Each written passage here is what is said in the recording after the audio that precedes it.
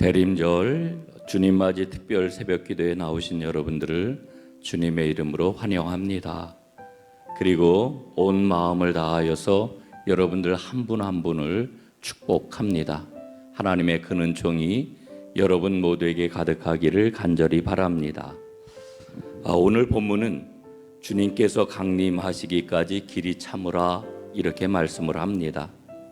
그리스도인이 누구일까요? 그리스도인은 기다림의 사람들입니다. 잘 기다리는 사람이 하나님 나라의 주인공이 될 수가 있습니다. 본문은 먼저 농부를 예로 듭니다. 농부는 기다림의 사람이라고 이렇게 이야기할 수 있습니다.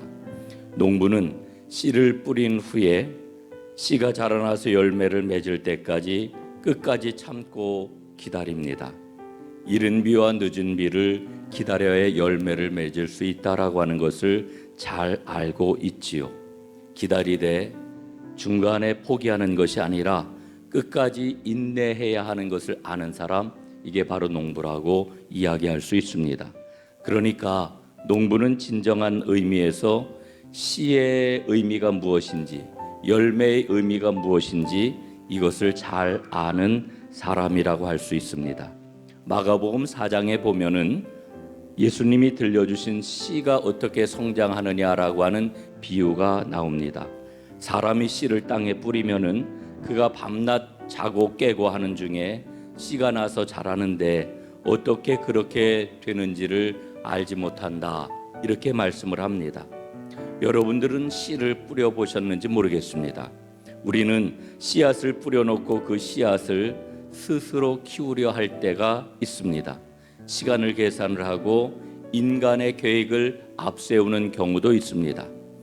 예수님이 이 땅에 오셔서 복음을 전하실 때를 한번 생각해 보십시오. 자기 스스로 하나님 나라를 세우려고 하는 혁명가들이 있었습니다. 또 하나님의 나라가 언제쯤 올 것인지 시간표를 확인을 하고 시간을 계산하는 율법학자들도 있었습니다. 그런가 하면은 철저한 행동을 통해 가지고 하나님 나라를 억지로 당겨오려고 하는 바리새인들도 있었습니다. 예수님은 그런 상황에서 하나님 나라는 씨를 땅에 뿌리는 것과 같다, 이런 말씀을 하십니다. 그리고 그 씨가 나서 자라고 열매를 맺는 과정을 사람은 어떻게 되는지를 알지 못한다, 이렇게 말씀을 합니다. 여러분, 예수님이 이렇게 말씀하시는 까닭이 어디에 있을까? 한번 생각해 보십시오.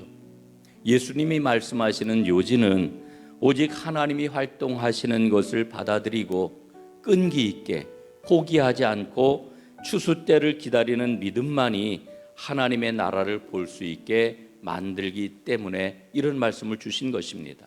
여러분, 기다림은 믿음입니다. 기다림은 신뢰입니다. 기다림은 보는 것입니다. 그래서 기다림은 복입니다. 사도들의 뒤를 이은 초대교회의 지도자들을 우리는 교부라고 이야기를 합니다. 그 교부들 가운데에서 알렉산드리아의 클레멘트라고 하는 분이 있는데 이분은 아주 재밌는 이야기를 했습니다. 예수님의 동생 야고보는 농부였다, 이렇게 이야기를 합니다. 그래서 오늘 야고보 사도가 쓴 이 말씀을 보게 되면은 농사 이야기를 전면에 이제 우리에게 소개하면서 오늘 말씀을 전개를 하고 있습니다. 보라, 농부가 땅에서 나는 귀한 열매를 바라고 길이 참아 이른 비와 늦은 비를 기다리나니, 이렇게 말씀을 합니다. 여러분, 농부는 씨를 뿌리고 나면은 정성을 다해서 가꿉니다. 최선을 다합니다. 그러나 그것만 가지고 안 된다라고 하는 것을 누구보다도 잘 아는 사람입니다. 그래서 농부는 하나님이 비를 주시기를 기다립니다. 제때에 이른 비가 와야 하고 늦은 비가 와야 합니다. 조급하게 군다고 해서 수확을 앞당길 수 있는 게 아닙니다. 농부는 한 방울의 비라도 자기가 좌우하지 못한다라고 하는 것을 아는 사람입니다. 오직 하나님을 바라보며 기다려야 되는 거지요. 이게 바로 농부입니다. 오늘 본문을 보면서 우리는 깨닫습니다. 농부는 인간의 근본이 되는 하나님을 의존할 줄 아는 사람이로구나. 그렇습니다. 그래서 기다림은 농부의 심정을 가져야 되는 것입니다. 인내하려면 농부처럼 기다릴 줄 아는 사람이 되어야 합니다. 두 번째로 오늘 본문 말씀을 보면서 발견하는 게 있습니다.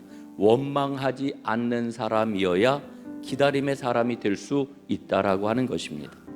어려움이 찾아오거나 혹은 일이 잘 안 풀릴 때 나에게는 어떤 모습이 나타나나요? 여러분들 한번 스스로를 보시기를 바랍니다.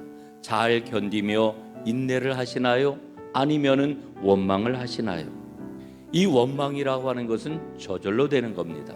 배워서 되는 게 아니고요, 자동입니다. 왜냐하면은 인간에게는 타락한 죄의 본성이 있기 때문에 원망은 언제든지 도사리고 있다가 터져 나옵니다.